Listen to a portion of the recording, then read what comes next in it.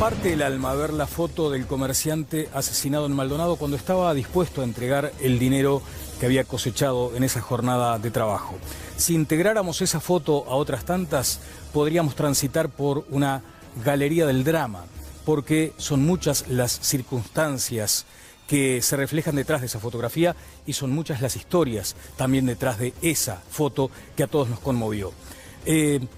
Recursos como nunca antes, destinados a la seguridad. De hecho, uno de los énfasis en el presupuesto tiene que ver precisamente con la seguridad. Hay recursos, hay logros que nadie puede desconocer hoy en Uruguay. Lo que puede discutirse es en todo caso la gestión. Hay quienes entienden que con otro rumbo podrían mejorarse los resultados en el combate al delito. Lo que parece que no tiene retorno es el valor de la vida para la gente común y para los delincuentes. Allí hay un aspecto que estremece de solo pensarlo. Esa será una línea que estaremos compartiendo con el psicólogo forense Gustavo Álvarez, que está esta noche con nosotros. Algo de eso estaremos comentando, más allá de esos estadios o de por lo menos lo que se entiende muchas veces como las instancias para abordar este tema. O sea, hay como un escenario cultural, otro institucional y después el subjetivo, el que siente cada uno de nosotros cuando habla de los temas vinculados a la seguridad, a la inseguridad o a la delincuencia. Y tendremos una voz de unos 65.000 o más que están integrándose a Vecinos en Alerta. Estará Leonardo Traversa con nosotros abordando también ese tema, los vecinos en alerta en todo el país. Son más de 65.000 porque además se refieren en ese número a los padres o a las madres de esas familias. Luego hay 2 o 3 integrantes más por cada una de las familias. ¿Cuáles son los cometidos? ¿Es acaso un grupo que pretende en algún momento tener ingresos propios, instar al uso del arma o al arresto ciudadano? Lo estaremos hablando con Traversa en minutos. Pero vayamos ahora a lo que fue uno de los temas políticos más importantes de esta semana. Es la comparecencia como indagado de Raúl Sendic ante el juzgado del crimen organizado. Quedaron algunas frases, las compartimos en este primer informe. La declaración de Raúl Sendic en el juzgado de crimen organizado. La justicia. Siento que de todos los ámbitos donde hemos tenido que rendir cuentas, este es el que da más garantías. Tarjetas corporativas. Cada uno de los gastos con la tarjeta corporativa de ANCAP fueron informados y rendidos y en algunos casos hice los reembolsos correspondientes. Quiero aclarar de paso que nunca compré un colchón en Divino y que las veces que tuve que hacer por motivos extraordinarios alguna compra personal, hice los reembolsos correspondientes. Si quieren pueden revisar todas mis cuentas e ingresos y de todo mi sector político, y tengo el orgullo de salir de la actividad política con la misma pobreza que entré. Hace 2 años y medio he vivido una de las peores situaciones que se han vivido en el ámbito de la política, una campaña de desprestigio muy grande. Le voy a pedir a la producción que, si puede, tengamos en los próximos minutos lo que dijo el expresidente José Mujica sobre el aplomo de Sendic. Esto lo dijo Mujica, el aplomo de Sendic al salir de esta comparecencia y hablar ante los medios en esa rueda de prensa improvisada. Saludo, está pronto, pero lo pido en un par de minutitos, si les parece. Óscar Andrade, buenas noches, ¿qué tal? ¿Qué tal? Buenas noches, Daniel. Bueno, yo creo que Sendic fue juzgado antes de que la justicia se pida. O sea, de todas esas cosas, por más que se demuestre que Sendic nunca compró un colchón, hay una suerte de posverdad, ya compró colchón, ¿no? Por más que se demuestre en la declaración jurada que Sendic sale de la presidencia, de la vicepresidencia, con la mitad de los recursos que tenía cuando ingresó a la vicepresidencia. Eso cualquiera puede entrar porque las declaraciones juradas son públicas. Ya Sendic se enriqueció, ¿no? O sea, se instalaron algunas circunstancias, no sobre la gestión de ANCAP, que uno ahí es opinable, el cronograma de inversión, el endeudamiento a corto plazo, sino más de fondo que es el fenómeno de la posverdad. Una vez que lo instalás, después revertirlo va a ser muy complicado. Pero bueno, inició el proceso judicial, la justicia se va a pedir. Se cumple, ¿no?, una primera etapa con esta comparecencia, sí, de claro. Sendic. Eventualmente pueden citarse a careos. Mónica Botero, ¿qué tal? Buenas noches. Hola, buenas noches. ¿Comentarios sobre esto, Mónica? Sí, estoy de acuerdo en que eso es así. En que uno no va a convencer a nadie de que no compró un colchón en Divino porque se instaló. Eso es verdad. Sería mucho más positivo que tratáramos de ver las cosas con otra profundidad. Pero bueno, la fama es la fama, ahora son las redes sociales, antes eran otros medios, pero creo que es así. También creo que está bastante demostrado por quienes estudiaron su gestión, que no se lo está acusando de un enriquecimiento personal, que acá lo que hubo fue una negligencia. Claro, del Tribunal de Conducta Política del Frente Amplio y de la JUTEP también. Sí, pero no de un enriquecimiento personal. No. Sobre todo lo que se cuestionó fue la negligencia quizá o la irresponsabilidad con que se manejó a la principal empresa pública del país. Sí, un manejo inconveniente, creo que se señala ese concepto. En decisiones por consenso, ¿no? O sea, increíblemente las decisiones, todas las de las inversiones de ANCA son por consenso, pero el único juzgado es SENDIC. O sea, yo no vi que algunos de la oposición que integraban de todo son senadores, que digan, bueno, usted tiene que renunciar a la banca porque usted votó todas las inversiones. Solo 7 votaciones del total no fueron por consenso y todas, ninguna de ellas tenía que ver con la cuestión de las inversiones. ¿Qué tema para los periodistas esto de la posverdad que mencionaba Andrade? Porque todo el tiempo hay que estar decantando, ¿eh? Yo en algún momento ponía el ejemplo de que la tarea para el periodista hoy es sentarse como si estuviera en una playa, contar granitos de arena, que eso es un poco decodificar toda la información que tenemos, pero además ahora con esto de la posverdad hay que clasificarlos por tonos, ¿eh? Marroncitos, marrones, beige, así se sienten los periodistas hoy por hoy. Bueno, yo estaba ahora, por ejemplo, mirando las redes sociales, ¿no? Y la repercusión, si uno pone SENDIC, por ejemplo, en Twitter, en el buscador, hay absolutamente de todo y también hay gente que ya compara la situación a nivel regional, lo que está pasando en Argentina con Debido, lo que está pasando en Brasil hasta con el propio presidente Temer, y me parece que estamos en carriles diferentes. Sí, está bueno que la justicia está actuando y que vaya a fondo de esto. SENDIC hizo lo propio, declaró ayer, la jueza seguirá adelante con el proceso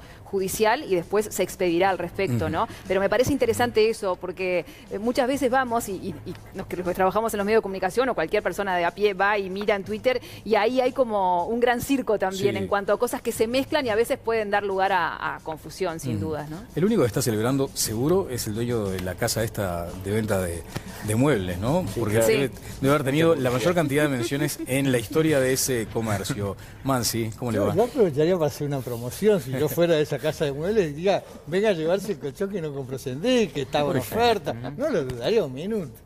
A mí este muchacho no deja de renovarme el asombro permanentemente. Él y sus amigos, ¿no? Porque ahora resulta que tiene nuevos defensores, como acabamos de escuchar a nuestro distinguido compañero de panel.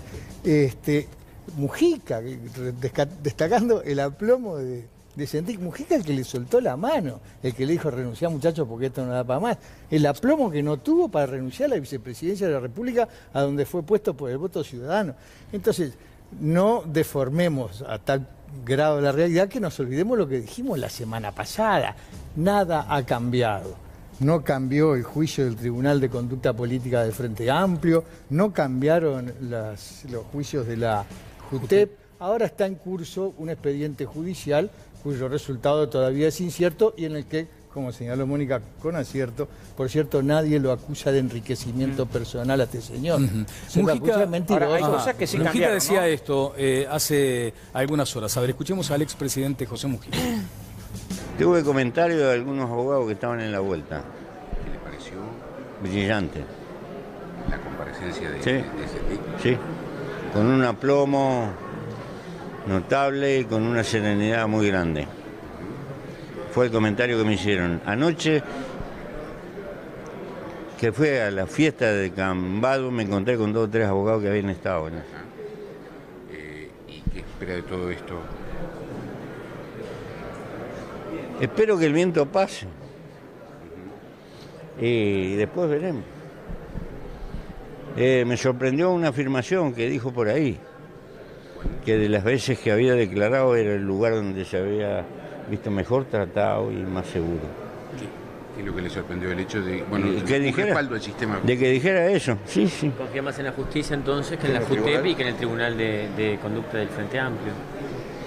Hay un viejo luchador político que se fue del Partido Nacional, don Dardo Ortiz, que decía, los enemigos están adentro, los adversarios afuera. Algo similar decía Winston Churchill, ¿no? Con aquello de los Tories. Él creo que le tenía referencia más vinculada a Churchill. Pero decía eso, Mujica, el aplomo del vicepresidente de la República y la serenidad. Conceptos que no comparte Mansi, porque además Hay un asunto que sí le llamó la atención al expresidente Mujica y fue ese pronunciamiento de Sendik respecto a las instituciones. O sea, él se sintió seguro en la justicia, no del mismo modo tuvo la sensación de seguridad ante un órgano partidario y tampoco ante un órgano estatal como la JUTEP, Miguel. Ni siquiera tampoco frente a... Ni siquiera tuvo la gentileza de reconocer el pundonor de sus pares, que para disgusto de buena parte de la ciudadanía le aceptaron la renuncia en silencio. Yo apoyé esa conducta de los legisladores porque me entendí en ese momento, y por consecuencia me alcanza el disgusto de la ciudadanía, me hago cargo de eso, que si se abría el debate terminábamos hablando de cualquier cosa y terminamos en muy malas condiciones cuando lo que necesitábamos era seguir adelante para reinstalar un ambiente institucional de intercambio en la oposición que se había perdido a causa de la presencia de este sujeto en la vicepresidencia de la República y la presidencia de la Asamblea General. No se acordó en este momento tan dramático que está atravesando de la gentileza de sus pares y al contrario echó sombras sobre la actuación de otros órganos y otras instituciones de la República. Una pena este chico, ¿no? Yo lo que digo es que Miguel se ve que no tiene opinión. O sea, la oposición tiene una opinión crítica acerca de la gestión de ANCAP. Pero esa opinión crítica acerca de la gestión de ANCAP no alcanza a los integrantes de la oposición que acompañaron las decisiones de ANCAP. O sea, no les piden la renuncia, no los mandan a un tribunal de conducta política, a un tribunal de ética, a evaluar que en función de ese desastre de que acompañaron en la gestión, porque aparte el Partido Colorado en particular tiene integrantes que fueron parte de la gestión de ANCAP en todas las decisiones. Entonces, el alcance de la participación en los entes es un alcance raro porque en definitiva después no tenés que rendir cuenta. A mí me resulta curioso que digas, bueno, ya que no tengo tanta gente en el gobierno, la gente que tengo integrando los entes, por lo menos la juzgo, opino, defino que acompañar la decisión de endeudamiento fue un error, de las inversiones fue un error, pero las acompañaron todas. Ahora se desprenden como que no hubieran participado de la gestión de ANCAP, ¿no? Lo que es una cosa curiosa para el relato político, que solo Sendik no se ha concentrado en Sendik como que es el padre de todos los... Hizo una cosa que no es menor, que es bajarse de los fueros para enfrentar la justicia sin fuero, que no fue lo que pasó con Mazzulo, que no fue lo que pasó con Casas, al que durante todo el periodo le mantuvieron los fueros hasta que los delitos no se pudieron juzgar. Mónica. Mazzulo y Casas creo que compiten con Divino en las menciones en este programa. Sí, claro. Pero no solo, Mira, el presidente de la Junta de Colonia esta semana fue procesado. Ha tenido poca prensa, ¿no? Pero esta semana, ¿no? Digamos, pues en definitiva... Bueno, no es el vicepresidente de la República. Sí, claro, pero lo que digo es, en general, semana a semana, casos de procesamiento por la justicia, no de circunstancias dudosas que hay que comprobarse, como la de Sendik, que se comprobará, tenemos con menos notoriedad que la de Raúl, ¿no? Lo que quería decir es que me parece que los integrantes de la oposición dieron sus explicaciones. Si no se los sometió a la justicia, será un problema del frente, quizá que no los denunció como la oposición denunció a Sendik. Capaz que hubiera estado bien eso no quita la responsabilidad de él como vicepresidente de la República, que cuando el Senado como órgano le pidió que explicara y le preguntó qué era lo que había pasado, cuando, por ejemplo, lo del licenciado, el título del licenciado, un gran error, lo del licenciado. Dijo, entonces, no me parece que lo del Tribunal de Ética del Frente tiene que ver con todo su comportamiento, no solamente con lo de ANCAP, sino con cierto estilo personal, quizá, ¿no? Hay que decir que en estas horas el Frente Amplio presentó una denuncia penal contra el intendente Agustín Bascú. Esa es otra derivación que tendremos seguramente en términos políticos y que ocupará algún análisis aquí en todas las voces. Un caso con Bascú que fue curioso, perdón, Daniel. Un apunte nomás que me quedó retumbando de lo que escuchábamos de Mujica. Obviamente que las declaraciones nunca pasan desapercibidas, ¿no? Pero esa última parte de su alocución frente a los periodistas es un palito importante, me parece, para la interna del Frente Amplio, ¿no? Porque decir que los enemigos están dentro, a mí me quedó resonando eso nuevamente, como que sacudir un poco el avispero en torno a algo que ya se había hablado respecto a por ahí informaciones o repartidos que salieron desde dentro de la interna del Frente Amplio en el comienzo de todo este tema de Sendik, ¿no? Me parece como que metió de nuevo el dedo en el ventilador. Dos casos que también capaz que podemos opinar en el panel. Lo de Bascú, ¿no? Andrade, lo de Bascú. ¿me deja pasar? Sí, pero capaz que ya contestás, Miguel. La calle Pou dice que hubiera renunciado en el caso de Bascú. Sus ediles votaron en contra del juicio político. Y el diputado de San José, capaz que diputados, intendentes, no calcen, ninguno es vicepresidente, ¿no? Pero tiene una deuda con la intendencia millonaria, es dueño de una empresa funeraria, con una deuda millonaria con la intendencia del mismo partido. Digo en términos de la ética, de los pronunciamientos, de la firmeza, ¿no? Porque en definitiva, en todos estos casos tendríamos que sumar la condena. Miguel, ¿no? Realmente otro que me asombra 2x3 es Andrade. Mire que lo conozco bastante ya, ¿no? Casi que somos amigos, ¿verdad, Andrade? Y sin embargo me sigue sorprendiendo. Toda la semana suman Toda la semana casos. es maravilloso. Porque te salió más realista que el rey. Está defendiendo a Sendik, al que despenó el Frente Amplio. El que despenó a Sendik fue el Frente Amplio en el plenario, en el Tribunal de Conducta. No, y Vázquez, antes que la calle Pou, dijo, si yo tuviera la posición de Sendik, renunciaba. El otro llamó a Mujica, dijo, ¿qué hago? Y dijo, andate. Entonces, pero renunció, lo que hace Andrade... Lo que hace Andrade recurrentemente cuando se queda sin argumentos es enredar y tratar de emparejar para abajo. Yo ya le expliqué a Andrade, dos mamados no hacen un sobrio. Oiga, ya que otros actuaron mal, es problema de los otros. Estamos hablando de la gestión de este muchacho que no deja de embarrarla. Entonces, no viene a cuento, no viene acá, no mejora la posición de Sendik señalar que hay otros tipos que son igualmente malos. Sendik renunció, los demás no. El Frente Amplio, simplemente para complementar la información, el Frente Amplio, perdón Miguel, si fuera tan amable, el Frente Amplio presentó una denuncia penal contra el intendente Agustín Bascú. Entiende que Bascú se benefició indebidamente al permitir que vehículos municipales cargaran combustibles en estaciones de sello ANCAP que eran de su propiedad. Digo esto a los efectos de reiterar que también hay otros aspectos que serán considerados más adelante aquí en Todas las Voces. Están los invitados esperando para tratar el tema de fondo. Simplemente me gustaría, como abuelo de pájaro, un comentario que creo que en algún momento insinuamos también aquí en Todas las Voces. Sendik se retira, renuncia y el Frente Amplio casi automáticamente tiene otro comportamiento en los sondeos de opinión. En consecuencia, ¿debería entenderse que con Sendik afuera la performance del Frente Amplio podría mejorar o ahora hay que empezar como a apañarlo para que tenga allí el Frente Amplio posibilidades de... No sé si afuera, pero creo que la decisión de Sendik de enfrentar la justicia sin fueros, porque ¿cuál era la especulación? Que se hacía la semana antes que renunciara Sendik. No va a renunciar porque tiene miedo de enfrentar la decisión de enfrentar la justicia sin fuero y simultáneamente todos estos casos, el diputado de San José, Antía pagándole al hijo la regata, una cosa, sobre ese todos punto, esos casos sobre que ese punto. se dan, creo que impactan en el Frente Amplio. ¿Se considera que Sendik afuera es mejor que adentro? No, yo lo que digo que la decisión de Sendik de la renuncia... Sí. De enfrentar la justicia sin fuero terminó dejando en evidencia otros casos similares que no se hizo lo mismo, ¿no? ¿Lo beneficia el Frente Amplio afuera o dentro? No afuera. Yo digo, la decisión de la renuncia beneficia. Esa era la pregunta, Mónica. Sí, por supuesto, lo mostró la encuesta. Creo que sí, que fue un gran sacrificio que hizo el Tribunal de Ética, que se tuvo que aguantar los piñazos internos que le vinieron.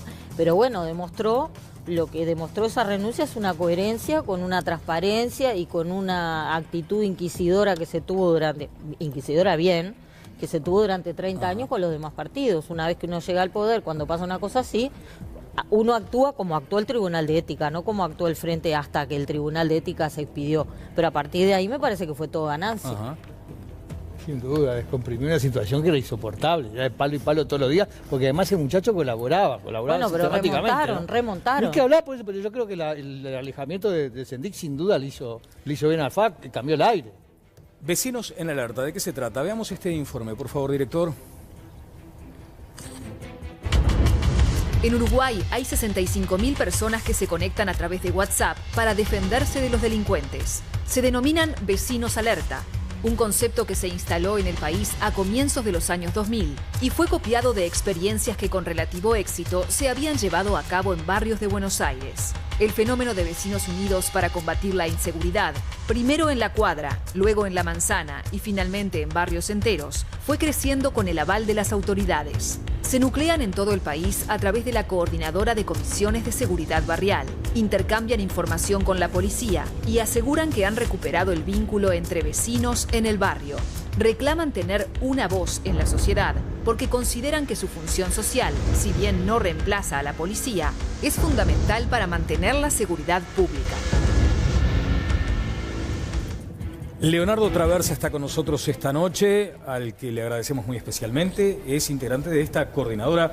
Leonardo, buenas noches, ¿cómo le va? Buenas noches, gracias por la invitación. Bien, por suerte. Estábamos viendo un informe, enseguida voy a ir con el psicólogo forense Gustavo Álvarez. De cualquier modo, ya lo saludo. Gustavo, ¿cómo anda? Muy bien, muchas gracias por la invitación. A usted, por favor. Vecinos Alerta, decíamos antes, ¿no significa que estén procurando un movimiento político, por ejemplo? No, para nada. Una de las partes principales es el grupo es apolítico totalmente. Y lo más democrático que hay hoy es que nos roban a todos por igual y no nos preguntan qué orientación política, ni partido de fútbol o cuadro llevamos adelante. Nos roban. ¿Dónde vive usted? Parque Valle. En el Parque Valle, en la zona de Parque Valle. ¿Dónde nace este movimiento con la fuerza que ha cobrado? Estamos hablando de 65.000 personas. Esto nace hace muchos años. Ya desde los años 90 arrancan los primeros indicios en Uruguay de organizar al vecino, de capacitar al vecino para ayudarse a defender en esta situación. Y bueno, va creciendo con la necesidad cada día mayor de hacer algo.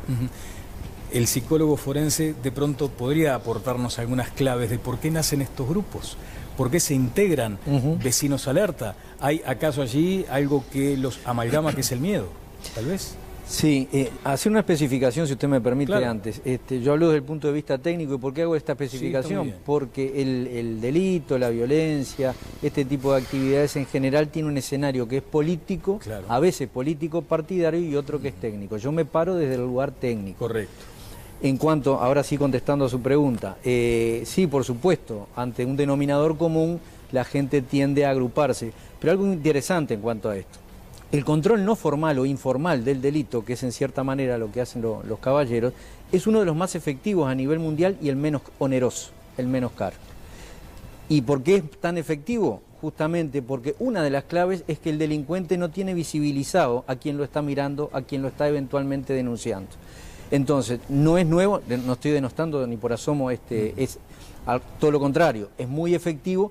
El control no formal es algo que hemos ido perdiendo como sociedad. Ajá. No tan organizado como esto, pero en el interior, ustedes del interior, claro, la vecina que avisaba, que llamaba, etcétera, etcétera, etcétera, que en cierta manera conocían el movimiento normal, entre comillas, del barrio, de la cuadra, de la manzana, ¿no? Es bueno que exista este tipo de grupos. Es bueno y efectivo. Y efectivo, como lo ha dicho usted. Los comentarios del panel, Oscar, por ejemplo. Sí, es bueno que exista barrio. Un gran problema que tenemos en términos de los últimos 20 años, 25 años, es que en general se han roto el lazo del barrio, de comunidad. Esto es en la comisión de fomento de la escuela.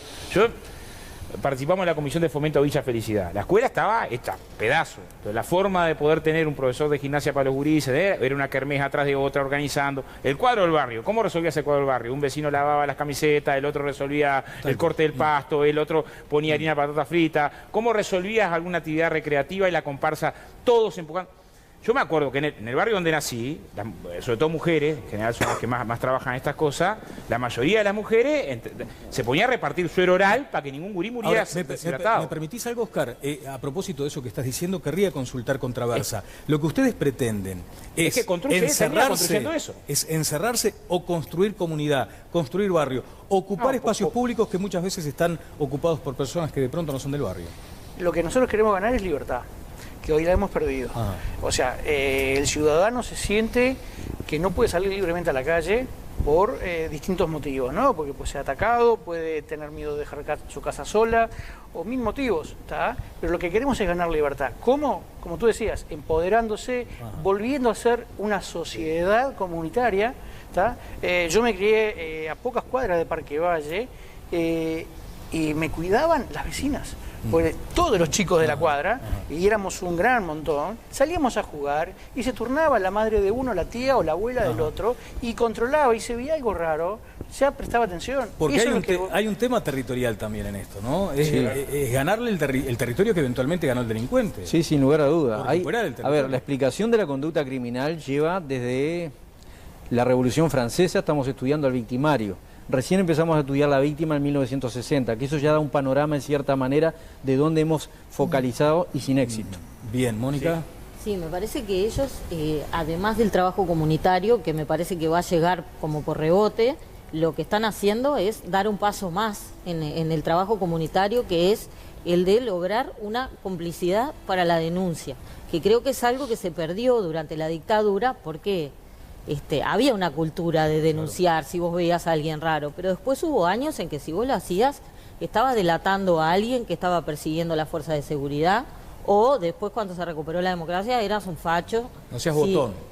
Claro, el tema ese de botonear y de buchonear, que estuvo muy mal visto. Ahora estamos ante la realidad, estamos volviendo a dar un paso importante, que es el de la participación civil en el combate a la inseguridad. ¿No tendrías problemas en integrar una comisión de estas características? No, por supuesto. Vale.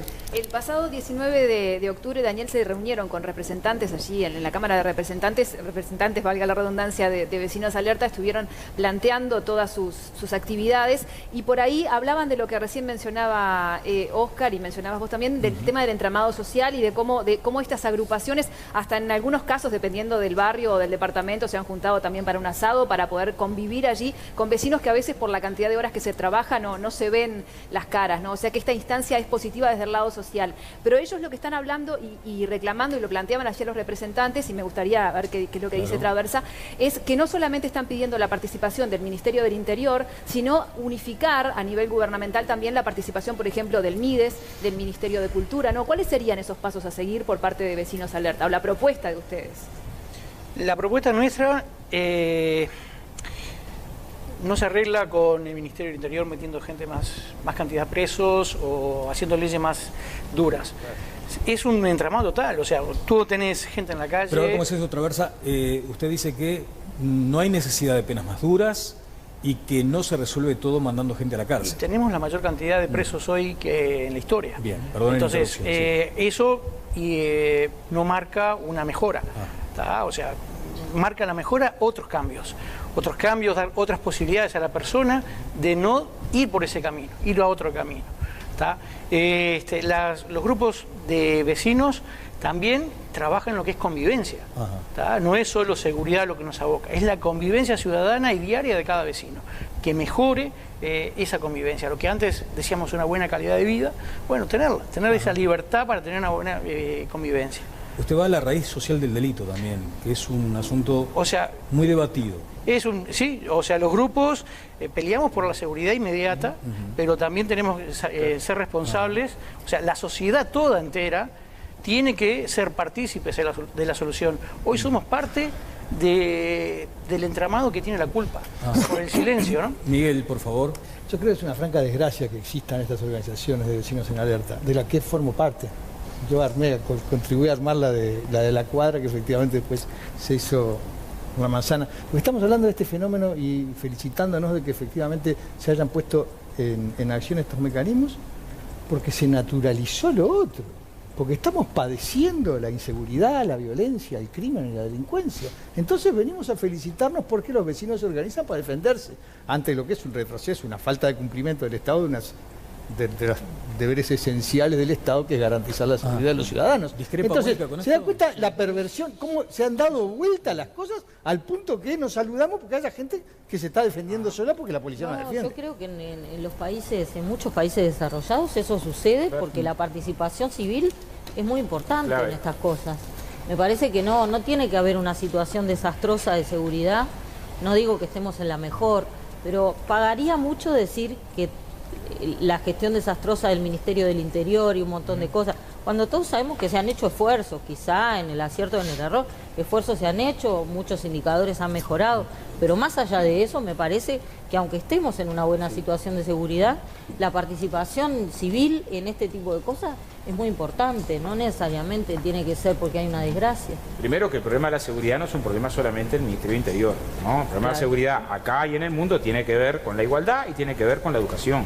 No hay duda que la crisis urbana en América Latina es un factor clave para entender la violencia. No hay duda, no hay duda. Uno ve la segregación territorial, hay barrios de Montevideo que tienen una tasa de homicidio igual a la de Centroamérica y hay barrios de Montevideo que tienen una tasa de homicidio como los mejores países de Europa.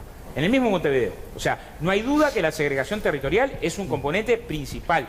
No hay duda que la segregación territorial es funcional al narcotráfico, que precisa territorios para fincarse. No hay duda que el narcotráfico, Naciones Unidas, no lo digo yo, entre 300.000 y 500.000 millones de dólares vuelca al sistema financiero. No hay duda, miren un dato que hace el colega de Mansi, que justo me invitó a una ponencia que aprendí mucho, el informe de penitenciario. De cada 10 mujeres que están presas, 9 de cada 10 sufren violencia sexual desde niñas. O sea, vamos a juzgarla, si vos, no es culpa de la mujer, desde niñas violencia sexual. Tengo la historia. Sin esa construcción de abajo, todo lo demás de la seguridad. Tengo la historia, o por lo menos un reporte que nos han enviado los colegas de Maldonado. También el micrófono de todas las voces estuvo en Maldonado. Antes, la encuesta de Twitter y luego voy a la historia. ¿Qué preguntaba? No, debo corregir una vez más.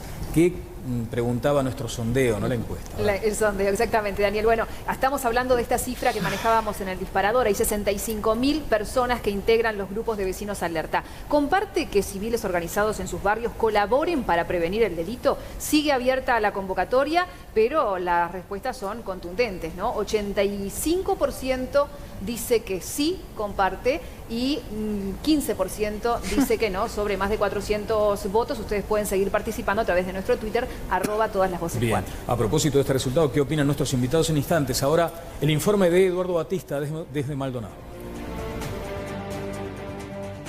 Hasta el jueves a las 10:15 de la noche, aquí trabajaba normalmente el joven Darwin Miravalles, trabajador de familia, que se dedicaba a brindar un servicio en pleno centro de la capital del departamento.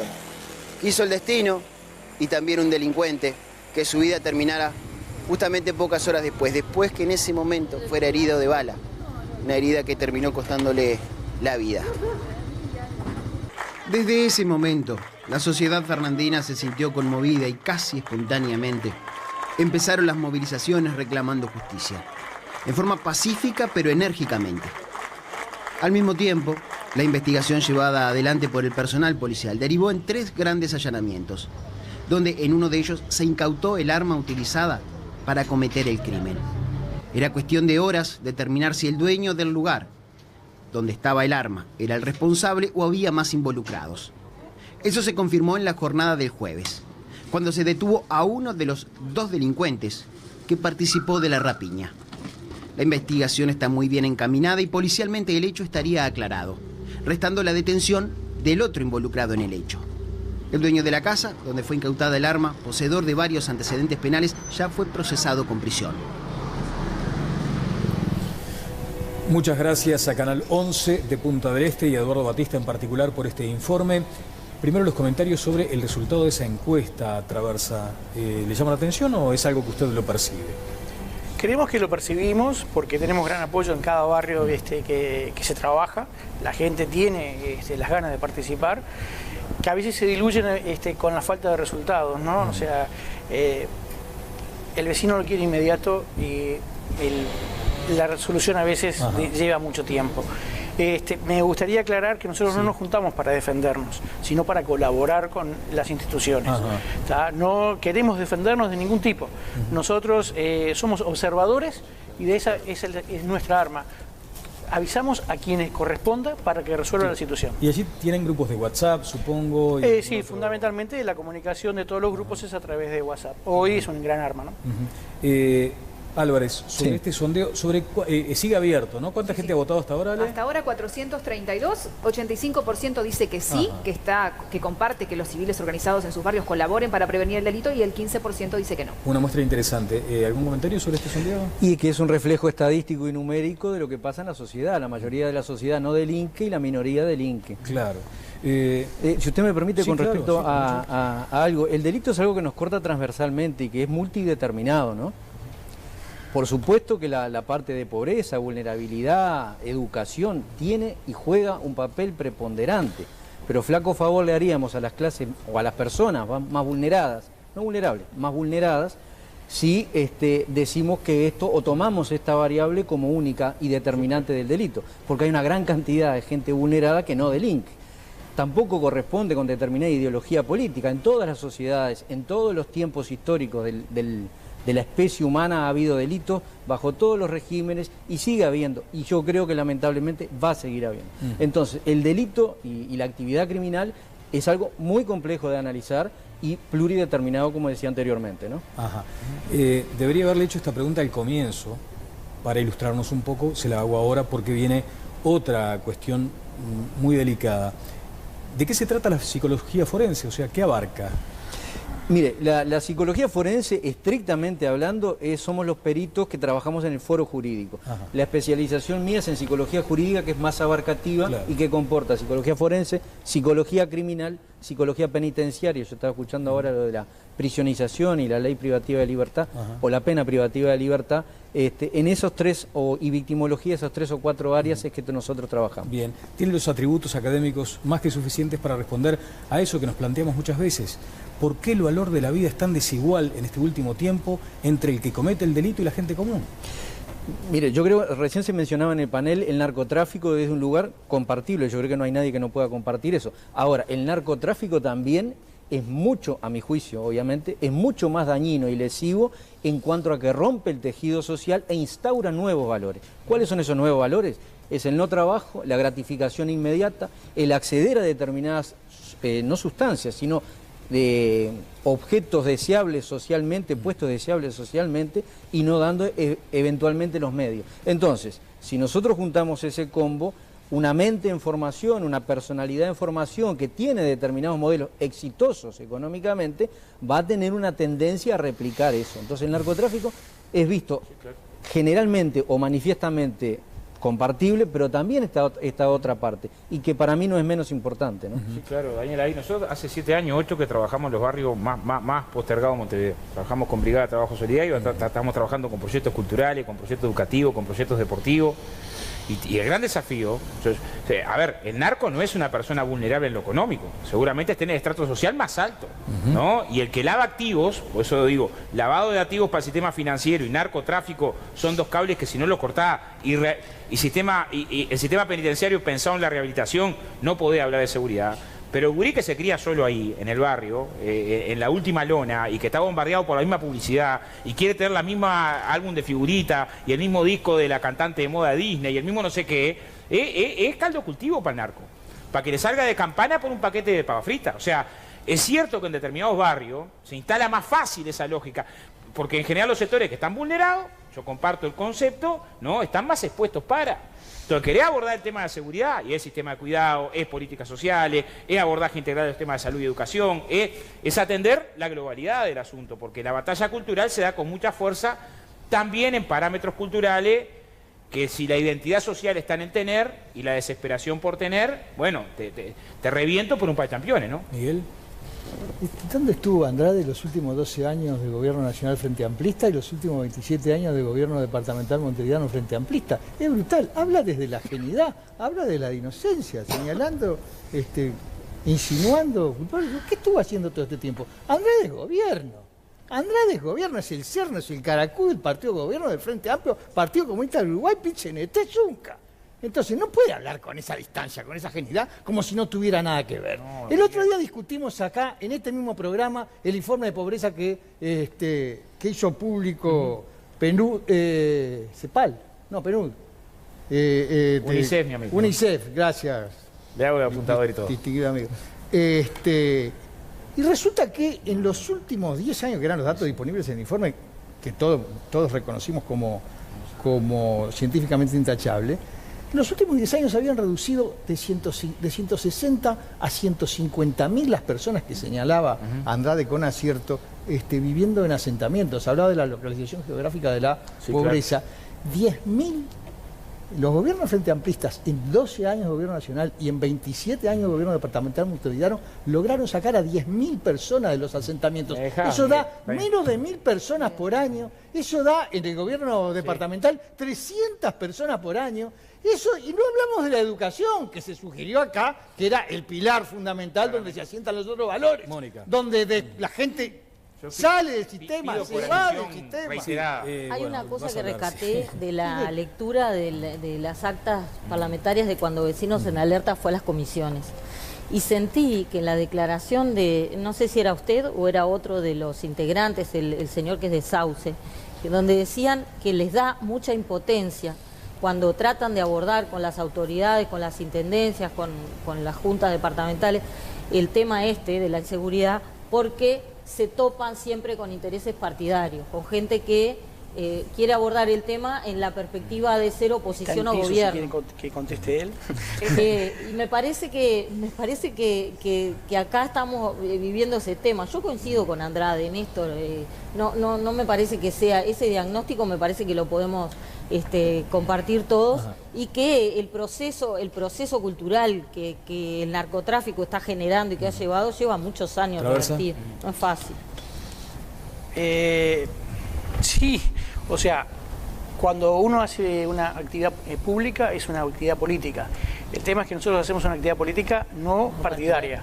Y hay gente que a veces te mide con esa vara, que fue lo que comentó uno de los representantes del interior del país.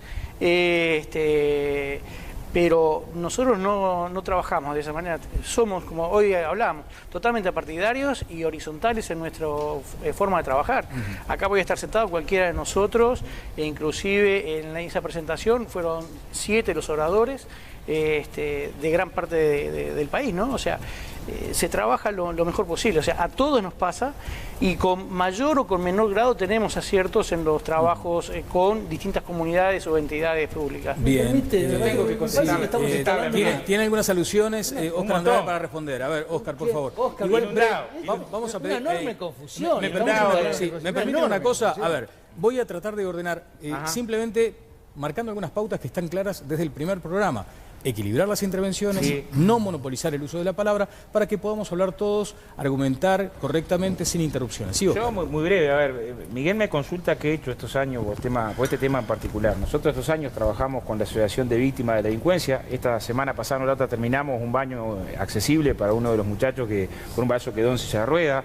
Trabajamos con los gurises infractores para programas de rehabilitación. Más de 30 entraron a trabajar y ninguno volvió a delinquir. Trabajamos con el patronato, trabajamos en las cárceles con cursos, trabajamos en los barrios más humildes. Yo estoy seguro que si le pregunto dónde queda Cabañita Mansi va a tener que ir a buscar un GPS. Nosotros trabajamos ahí porque nos parece que trabajar para la inclusión social no es discursiar sobre la inclusión social, sino que es trabajo concreto desde la organización que represento, que es el Zunca, ¿no? Ahí tenemos mucho laburo para mostrar, ¿no? Mansi. Es obvio que no estaba hablando de Óscar Andrade persona. Naturalmente él representa a un cuerpo colectivo, que es la coalición Frente Amplio, en el caso de su frente gremial, porque Andrade es multifacético. Yo me represento a mí con suerte. No, ¿qué va? Si a usted lo votaron 30.000 obreros de la construcción, tiene que exhibir eso con orgullo, legítimo orgullo. Y además fue diputado del Partido Comunista del Uruguay y renunció para optar de nuevo por la Secretaría General del Gremio. Oiga, no se niega a sí mismo, no tiene nada que avergonzarse, Andrade. Yo no estaba hablando de usted como persona individual, estaba hablando del colectivo que representa político, que es la coalición Frente Amplio en el gobierno. Y estaba diciendo que estamos instalando una gigantesca confusión con que si es político, si es partidario, si no es político, si no es partidario.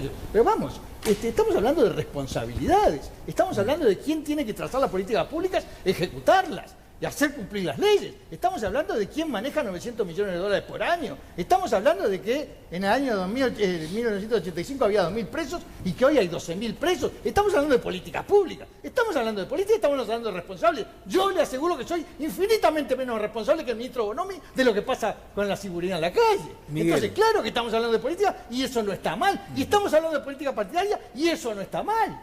Es de lo que tenemos que hablar, porque son los que conducen las políticas públicas. Mónica señalaba los que administran los recursos públicos. Mónica señalaba que es muy difícil no admitir algunos avances en seguridad pública. ¿Usted no advierte ninguno? Yo advierto la cifra récord de presos en este país. Repito las cifras. En el 85 había 2.000 presos. En el 2017 hay 12.000 presos. Lo que advierto es el crecimiento del delito, que ahora se está morigerando, pero el crecimiento sistemático del delito. Y advierto que atrás, si sacamos el zoom un poquito para afuera, hay un modelo. Hay un modelo de país que Tabaré Vázquez dice, la izquierda y el Frente Amplio es el único modelo que se conoce, la derecha no tiene modelo. El modelo es este que está generando más delitos, más exclusión, más violencia y más muerte. Mucha gente opinando en las redes sociales. Quiero saber qué le dijeron al micrófono de todas las voces en Maldonado en un instante. Mónica, para... No, solo quería decir que no deslegitimo los intereses partidarios, que obviamente que que los hay y hay responsabilidades. Lo que digo es que a veces en los debates o cuando estamos hablando de cómo hacer entre todos para resolver y enfrentar estos problemas, esta nueva cultura instalada por los narcos, que obviamente no estaba hace 30 años, y ni la cultura del consumo y todo un montón de cosas que vinieron después, y la globalización que hace que un niño de Casaballe conozca el mismo celular que conoce uno de Carrasco y lo quiera tener. Un montón de diferencias han sucedido en el mundo en estos 30 años. Pero además, lo que estoy diciendo es que a veces se ponen esos lentes del color del que es tu camiseta para analizar a veces las cosas, y eso en una de esas entorpece un poco lo que suele la búsqueda de la solución. Bien, lo que suele cuestionarse muchas veces, y estoy hablando desde la apertura democrática hasta acá, es el trato mezquino que se le da por parte de algunos partidos políticos al tema de la inseguridad. Y sucedió desde el 85 a la fecha. O sea, es como un tema atractivo para hacer campaña política, es lo que muchas veces se entiende como desmerecer el debate, utilizar tanto en términos político-partidarios este asunto. Miguel no está de acuerdo. Pero a ver, el presidente Tabaré Vázquez convocó al edificio Libertad a todos los partidos políticos para unas ruedas para hablar de seguridad pública y adoptar políticas de Estado. Y después no hizo nada. No honró los compromisos porque su fuerza política le dio la espalda. Entonces, ¿quién desmerece el diálogo en seguridad pública? ¿La oposición, que está para marcar las cosas, para señalar caminos y para criticar? ¿O el gobierno, que no honra su compromiso? ¿Qué dijo la gente en Maldonado? Aquí está el micrófono de todas las voces. A ver. ¿El interior dejó de ser seguro? Hoy la inseguridad es total, principalmente acá en Maldonado. Los últimos hechos que han habido de todo lo han demostrado y la gente hoy está insegura totalmente. Yo, por ejemplo, vivo en San Carlos y San Carlos es muy inseguro ahora. No es como antes, que tú salías tranquilamente, pero hoy no, hoy te arrebatan de cualquier lado. Desde arriba que hay que cambiar las leyes, gente que gestione, que trabaje realmente por el pueblo. Y lamentablemente no es viable vivir ya ni en Maldonado ni en ningún lugar del interior, me parece. Nunca he vivido una realidad como si estamos viviendo hoy. Lamentablemente la sociedad se siente un poco muy preocupada y lamentablemente hemos llegado a una meta que la juventud ha perdido el rumbo. ¿El interior dejó de ser seguro? No estaba pasando lo que está pasando ahora, creo que ahora nosotros nos está tocando, nos está golpeando eso acá. Es duro, es difícil, los comerciantes están asustados, la gente está asustada, ya no quiere salir a la calle. Estamos viendo, la verdad, que una cosa que nunca esperábamos, ¿no? Ves en el barrio que todo el mundo empieza a enrejarse, no es lo mismo como antes que podías dejar el portón abierto, por ejemplo. Y bueno, no es seguro, la verdad que no es seguro.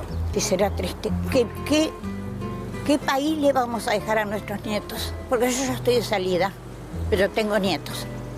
Nosotros en Argentina estamos en una situación tan mala, tan desagradable, tan deteriorada, que esto para nosotros todavía está bien. Ahora, desde el punto de vista de ustedes, seguramente lo notarán. Y la preocupación que tengo es que sepan que puedan atajarlo a tiempo, porque una vez que se deja crecer, es mucho más difícil. ¿El interior dejó de ser seguro? Salvo el caso del ciudadano argentino, simplemente apelando a un razonamiento meramente estadístico, se supone que ahí hay gente que votó al Frente Amplio, al partido de gobierno, y que está manifestando, creo que hubo unanimidad en manifestar que el interior también no es lo que era y ahora pasó a ser bastante inseguro.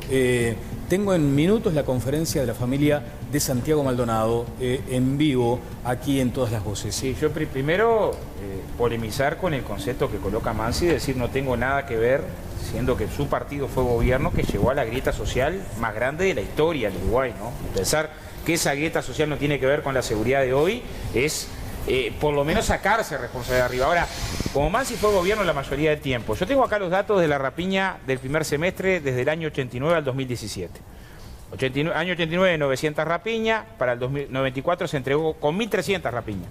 Año 94, 1.300 rapiñas, se entregó con 2.200 rapiñas en el 99. Año 99, 2.200 rapiñas, se entregó con 4.200 rapiñas. O sea, parece que cuando gobernaba, ¿no? Pues si no, el problema de la gráfica con respecto al tema de las rapiñas en el Uruguay no paró de crecer. Este es el primer semestre en 30 años, este semestre, el de 2017, donde bajaron rapiñas, hurtos y homicidios. El primero, la baja es moderada. no alcanza. Sigue habiendo sensación muy fuerte de inseguridad y hay problemas de violencia en la sociedad que dan para largo, pero no hablemos como que nunca gobernamos. ¿La ¿no? víctima es la gran postergada? Sí, sin lugar a duda. Sin lugar a duda es la gran postergada. Pero si usted me permite, claro. Primero que no le contesté la pregunta porque nos fuimos por la rama. Y segundo, no mirar el delito desde el punto de vista estrictamente cuantitativo. El modus operandi, la manera de hacer también ha ido cambiando. Claro. Hoy en día se ejerce en general... ¿Aquello de perder los códigos, por ejemplo? Sí. Exactamente, exactamente. Hoy se ejerce, como decía anteriormente, mucha violencia y agresividad gratuita. Hemos visto, y todos ustedes han tomado conocimiento, de nonagenarios de 92 años que los mataron. ¿Cuál era el motivo real e instrumental como para terminar matando a esa víctima de 91 años? Perdón. Entonces, no solo lo cuantitativo, que es un dato a tener en cuenta, sino también lo cualitativo. Ahora, en esa línea, por ejemplo, ya que se mencionó el tema del narcotráfico reiteradamente, ¿aquello de tener más muertes me prestigia? Por supuesto. En ese ámbito. Nuestra sociedad ha ido siendo permeada cada vez más, lamentablemente, por la cultura tumbera, la cultura carcelaria, desde el discurso, desde lo significante, lo significado, y también con ese tipo de valor que uno le puede llamar disvalor, pero que en cierta manera escuelas criminológicas hablan de subculturas criminales, no de pobres, subculturas criminales, que es diferente. Traversa, si se da una situación de arresto ciudadano, ¿ustedes qué dicen? ¿Me permite, por favor, sí. Traversa? Está hablando el hermano de Santiago Maldonado, Sergio Maldonado, en vivo, luego de la comparecencia de la Comisión de Derechos Humanos. Lo que podemos hacer es, si quieren hacer preguntas, les respondemos hasta donde podamos, que no afecten lo que está en la investigación de la causa. ¿Cómo consideran ustedes que tendría que ser la investigación para que ustedes tengan garantías? Como dijo recién Verónica, una investigación imparcial, exhaustiva y pronta. Sí, pero ¿cómo se lograría eso? Eso lo que nosotros habíamos pedido es que ingresaran peritos de la ONU. Una pregunta, ¿volvieron a pedir algún tipo de medida similar en las medidas o pidieron que se mantenga? ¿Quiénes estaban de representantes del gobierno argentino en la reunión y qué dijeron? Bueno, lo que sucedió en la reunión, nos pidió el comisionado que mantengamos en reserva, porque son reuniones de trabajo reservadas. Lo que sí le podemos decir es que efectivamente nosotros volvemos a reiterar nuestro pedido, que se conforme un grupo de expertos independientes que puedan ser veedores y puedan ayudar a la investigación para garantizar esta independencia que hoy entendemos no está garantizada. Están hablando los familiares del activista Santiago Maldonado ante la Comisión Interamericana de Derechos Humanos que se reunió en el Parlamento. El secretario de Derechos Humanos, Abruz, estaba por parte de Cancillería, Javier Salgado, estaban abogados de la Secretaría de Derechos Humanos y del Ministerio de Seguridad. ¿Qué pasa con la cautelar que estaba en curso por Santiago Maldonado?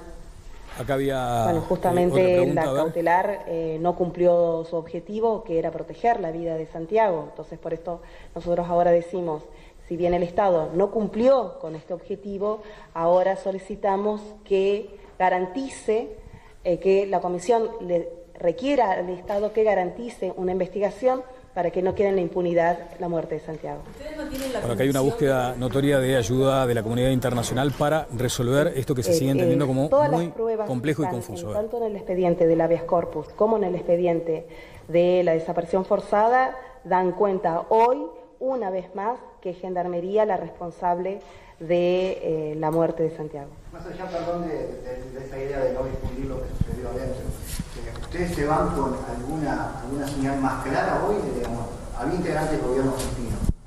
¿Aportaron algo? No, no aportaron nada.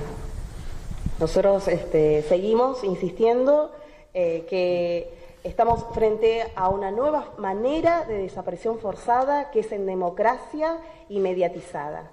Nosotros estamos diciendo estamos denunciando cómo hoy los medios de comunicación reproducen, magnifican un hecho de la gravedad de Santiago. Pareciera que ya no necesitamos 30.000 desaparecidos, que con uno se disciplina al resto de la sociedad con efectos del terror que genera una desaparición. Doctora, esas pruebas. Bueno, estamos siguiendo, esto lo tendrán seguramente ustedes en un resumen en nuestra edición nocturna, entre noche edición nocturna. Vamos a seguir con atención esta conferencia. Ante cualquier posibilidad volvemos allí al Parlamento Nacional. Estamos con el psicólogo forense Gustavo Álvarez y con el integrante de Vecinos Alerta, Leonardo Traversa. Quedaban planteadas algunas cuestiones y estaba en el uso de la palabra usted, Traversa. Lo retomamos, disculpe la interrupción. Ustedes nos preguntaban si estábamos de acuerdo con... Un arresto ciudadano, por ejemplo. Hoy, por ejemplo, sucedió un arresto ciudadano en Punta Carretas ante el robo de un ómnibus. Los vecinos, los grupos de Vecinos Alerta no alentamos eso de ningún modo. O sea, somos simples observadores y comunicadores de lo que sucede. Ese es nuestro objetivo. Eso fue algo personal, particular, que sucedió. Nosotros no alentamos para nada. O sea, primamos la seguridad de la persona que participa y somos simples observadores. ¿Y el tema de las armas, por ejemplo? Tampoco. Tampoco compartimos que la gente esté armada ni nada.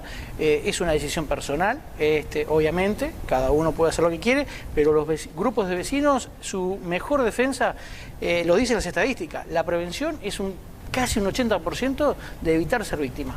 O sea, lo que nosotros alentamos es a que el vecino esté siempre atento, que esté en su momento prevenido y que sepa que tiene que estar atento.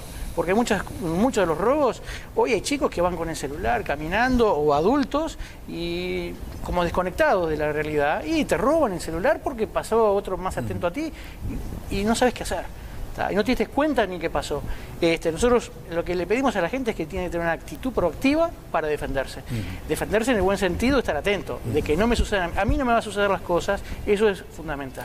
Bien, quedé pendiente además de su respuesta sobre las víctimas, ¿no? Las grandes postergadas. De hecho, hay algunas agrupaciones que se han integrado de modo tal de reivindicar los derechos, pero allí falta, no sé, sensibilidad acaso para entender que hay gente que, más allá del hecho puntual, porque esto que decíamos al comienzo, lo de la fotografía de este comerciante de Maldonado, nos impactó a todos, nos partió el alma, pero probablemente por la propia rutina de los medios, de la información, se vaya como olvidando ese caso. La que no olvida el caso es la familia, sin lugar que a padece dudas durante mucho tiempo. Y allí que no hay contenciones institucionales adecuadas todavía. Mire, yo creo que en la forma se han hecho determinados movimientos. Yo no sé si se corresponde o está correlacionado la forma con el contenido.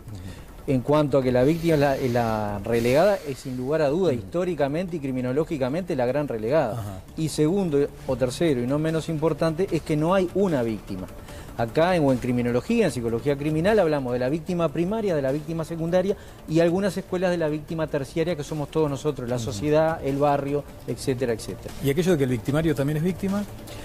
Sí, es una comprensión que nunca puede pasar la línea, a mi juicio, a la justificación, ¿no? Claro. La robo-injudización del delincuente yo no la comparto. ¿Miguel? Insisto un poco con sacar el zoom para afuera. Esto se desarrolla, este es un episodio más de la convivencia y del estado de la situación del país. Y por consecuencia es político. Yo tuve la ocasión de leer ayer, que creo que acaba de salir en circulación, un informe de los profesores Javier Bonilla Saus y Andrés Rivas Casas, publicado en la página del CURI, Consejo Uruguayo para las Relaciones Internacionales, que se llama muy sugestivamente sobre la interminable recurrencia del populismo latinoamericano. Y resulta que esta gente, con profusión de citas y respaldo documental, nos traza una panorámica de lo que ha sido esta década larga ya de bonanza, básicamente a fuerza de commodities, de exportaciones primarias de los países de la región y de la insaciable vocación por malgastar ese dinero que se incorpora a las arcas de los países en lugar de llevar a cabo las reformas de fondo, las reformas estructurales que nos pusieran a salvo de las futuras crisis. Trato muy brevemente de señalar las cosas que más me llamaron la atención del informe Bonilla-Riva. Dice, después de todos estos años lo que encontramos, voy a hablar de Uruguay particularmente, es una reprimarización de la producción nacional. Volvimos a las fuentes, estamos de nuevo, la vela que lleva el barco volvió a ser el agro y todos los días vemos cómo cierran industrias pesadas, nunca tuvimos, pero las livianas, y que son sustituidas por apenas call center. Segundo, pobreza e indigencia. No pudimos derrotar, y eso habla de la pésima calidad del gasto, no podemos derrotar las trampas de pobreza y los bolsones de indigencia. Como se hace un rato, hay 150.000 personas viviendo en asentamientos en este país después de 12 años de crecimiento a tasas chinas.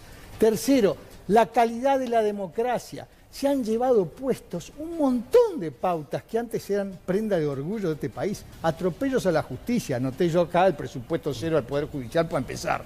Atropellos a la legalidad, el artículo 15 de la última rendición de cuentas, todas las leyes inconstitucionales, todas las observaciones del Tribunal de Cuentas, termino, recelo y rechazo al capital, recelo y rechazo a la apertura del intercambio, los TLC, la ideología, la corrupción, maestro, la corrupción rampante en Brasil, en Argentina, todas alimentadas de Venezuela. ¿Y nosotros qué creemos? ¿Que vivimos adentro de un tupper? ¿Creemos que esto no permea? Vamos redondeando, Oscar. En este escenario se produce la irrupción del delito y de la delincuencia. Bien. Cosas veredas, amigo Sancho, decía Quijote, que garante. Yo la verdad que el Partido Colorado nos venga a explicar la destreza para prevenir crisis en Uruguay es tener muy poca memoria. Ahora, hay que trabajar, para volver al tema, hay que trabajar sobre el tema de las víctimas, que son las más desprotegidas, ¿no? Yo creo que hay que trabajar sobre el tema de las víctimas, son las más desprotegidas. Acá tuvimos, creo que en el primer programa, al fiscal de corte, dice, bueno, un gran problema que tenemos. Ahora, la víctima hasta el 2012 tenía 0, en Uruguay. La víctima de la pareja del que sufrió un homicidio, el que queda discapacitado por vida. No fue con los gobiernos anteriores al del Frente Amplio que se aprobó una norma para darle pensión a las víctimas. Fue con el gobierno del Frente Amplio, a propuesta del Poder Ejecutivo, que se vota la ley 19.039, con la cual, a partir de ahora, cuando hay un homicidio, cuando una persona queda con discapacidad por vida producto de un delito violento, se cubre con una pensión. Entonces, que nos vengan a hablar los que nunca dieron nada para la víctima del homicidio, para la víctima de que tendríamos que tener mejores prestaciones, capaz que está en el casillero de la plata mal gastada, esta de la que habla recién Miguel, ¿no? Mónica.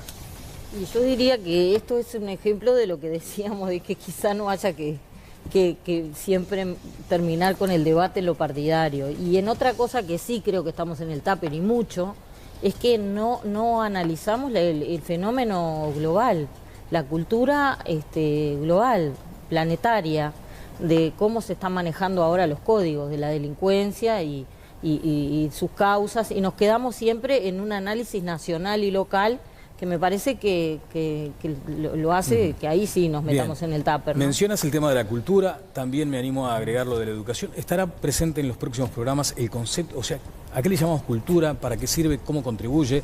El tema de la educación estará presente también.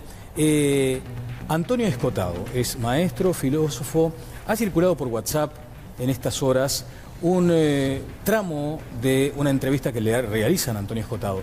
Me gustaría compartir, son creo que 44 segundos si lo tenemos ahí en la producción, porque ata como algunas cuestiones que han estado también en este debate, y es la base necesaria en la educación. También nos retrotrae a otro asunto que tratamos hace poco, el hallazgo eventual de petróleo. Él dice que un país rico es el más educado, que ahí está el gran capital. Lo que decía Antonio Escotado. Un país no es rico porque tenga diamantes o petróleo. Un país es rico porque tiene educación. Educación significa que aunque puedas robar, no robas. Educación significa que tú vas pasando por la calle, la acera es estrecha, y tú te bajas y dices, disculpe. Educación es que, aunque vas a pagar la factura de una tienda o de un restaurante, dices gracias cuando te la traen. Das propina y cuando te devuelven, lo último que te devuelvan, vuelves a decir gracias. Cuando un pueblo tiene eso, cuando un pueblo tiene educación, un pueblo es rico. O sea, en definitiva, la riqueza es conocimiento.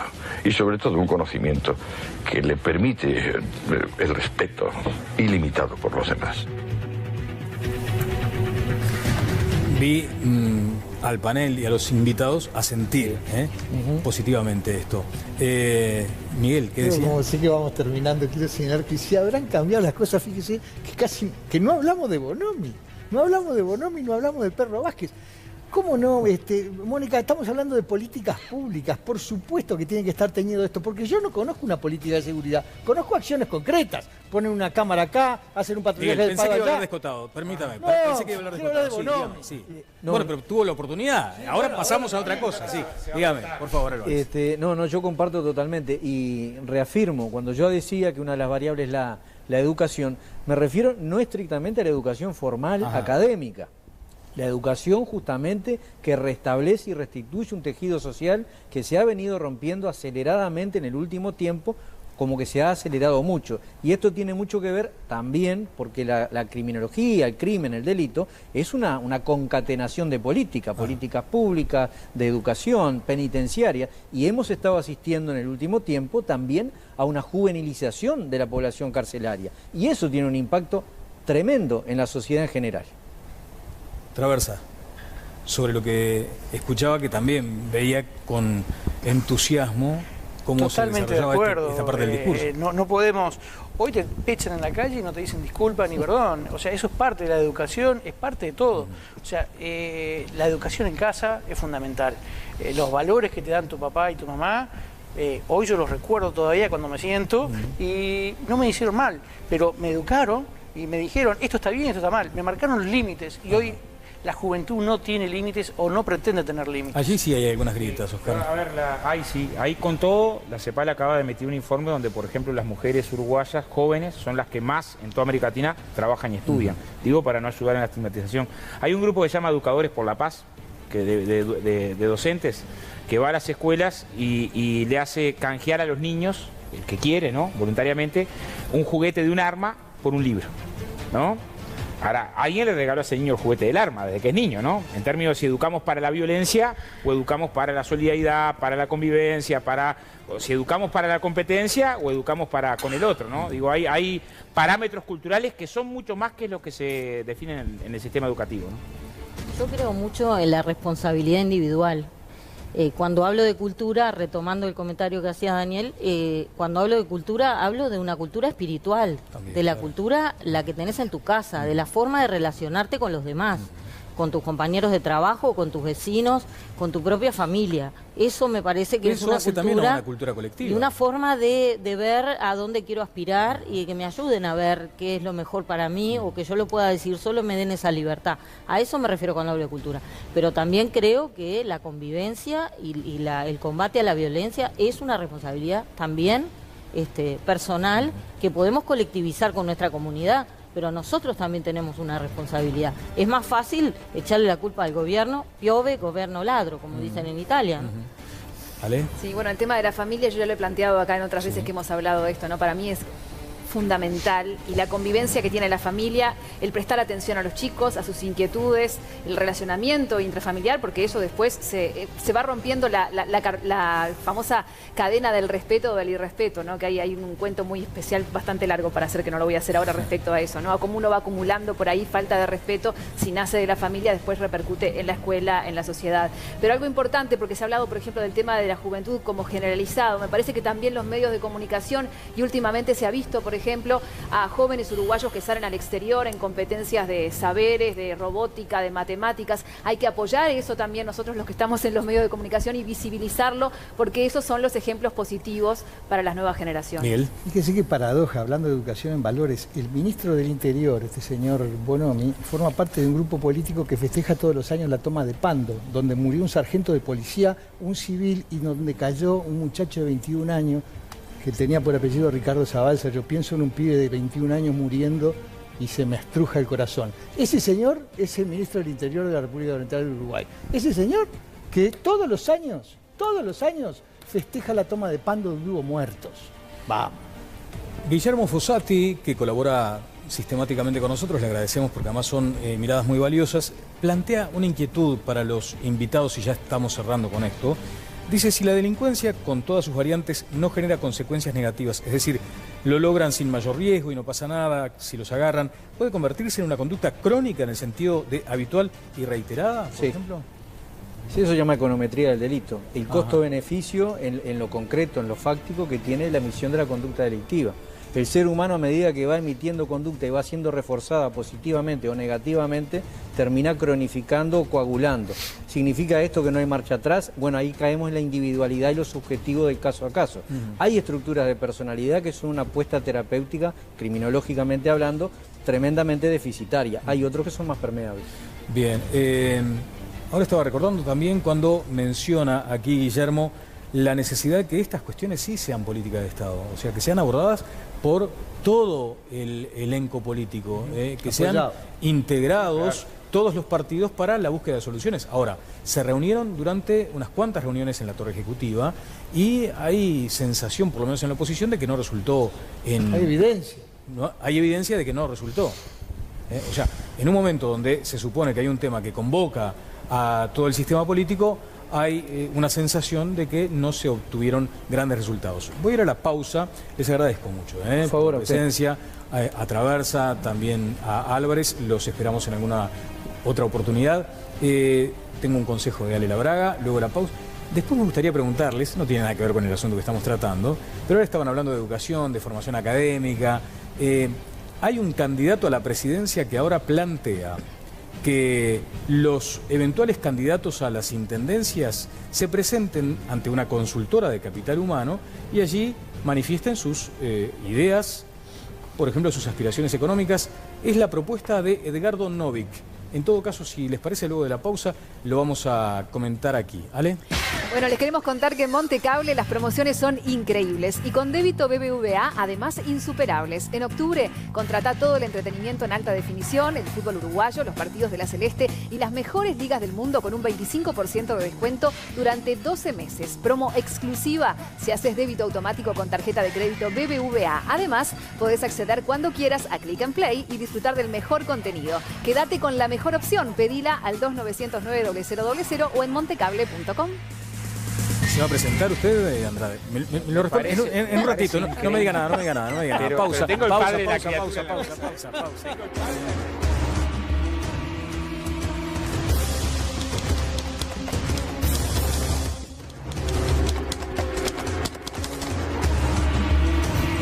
Queridos amigos, estamos cerrando todas las voces por esta noche. Una convocatoria llamativa se conoció hoy de parte del candidato a la presidencia por el Partido de la Gente, Edgardo Novik, quien entendió que las empresas reclutadoras de capital humano debían entender en aquellos postulantes a cargos, por ejemplo, en intendencias departamentales. Entonces, es así que convoca a quien quiera presentarse como candidato a la intendencia de determinados departamentos, de todos los departamentos, a que digan, bueno, cuáles son sus aspiraciones económicas, cuáles son sus planes, cuál es la base que les impulsa a llevar esta gestión adelante. En fin, alguien entendió que esto era exactamente la antipolítica, aquella imagen que tenemos todos del intendente cerca de la gente, un político de cercanía, se transforma, digamos, en esta nueva imagen que, a juzgar por el llamado, pretende dar Novik, y es el del gerente general del departamento, algo así.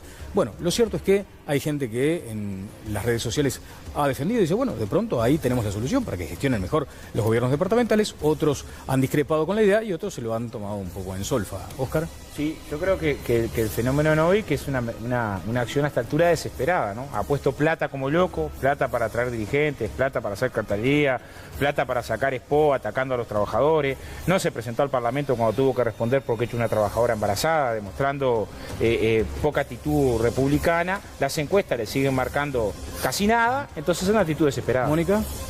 A mí no me importa el color del candidato que lo haga, como ciudadana me da mucho miedo, me preocupa. Es como llamar a aspiración por un aviso y por un seleccionador de personal a alguien para integrar, para jugar en la selección uruguaya. La práctica democrática de la democracia institucional es un ejercicio que se desarrolla a lo largo de la vida de una persona o de los años. No es una cosa en la que uno presenta un papelito de un currículum y la empieza a ejercer. Me parece que eso me da miedo. Pero me da miedo porque los advenedizos a la política siempre me dieron miedo. Me dio miedo Fujimori, Chávez, Trump. Todos los que dicen que están haciendo la antipolítica, para empezar, me da mucha desconfianza. ¿Algún comentario de esto? ¿Te vas a presentar? No, por ahora no. Pero habrá que ver, sobre todo, qué sucede después. Creo que dentro de un tiempo, cuando haya que votar, se va a ver si este tipo de maniobras de nueva, no sé si llamarle política, ¿no? Pero bueno, cosas que pretenden ser innovadoras realmente tienen el apoyo de la gente. Creo que hasta ahora mucho no lo han tenido. Año 2019. Don Miguel, ¿le puedo anticipar un saludo? Porque ¿va a comentar de esto también? Sí, 200 años para atrás, claro, cuando esto empezó, la democracia censitaria. ¿Por qué de una vez no ponemos a los que seleccionan personal, que deben de ser mejor todavía que los seleccionados? Pero este es el reflejo del patrón. No ve que es un patrón. Bueno, regular malo, parece que echaba. Pero estaba actuando como un patrón. Y resulta que, afortunadamente, el país no es una estancia, ni una fábrica, ni un comercio de ropa deportiva. Podría hacer cargo de la criatura usted también, ¿no? Se podría hacer cargo de la criatura. Bueno, lo saludo por los valiosos aportes de estos días y porque mañana celebra 60. Gracias, señor. Qué calidad. Bueno, muchas gracias, Miguel. Estará Connie ya el próximo martes. Gracias, Ale, también a ti, como siempre, Mónica, y a Oscar. El reencuentro el martes 20 y 30 con todas las voces. Que pasen todos muy bien.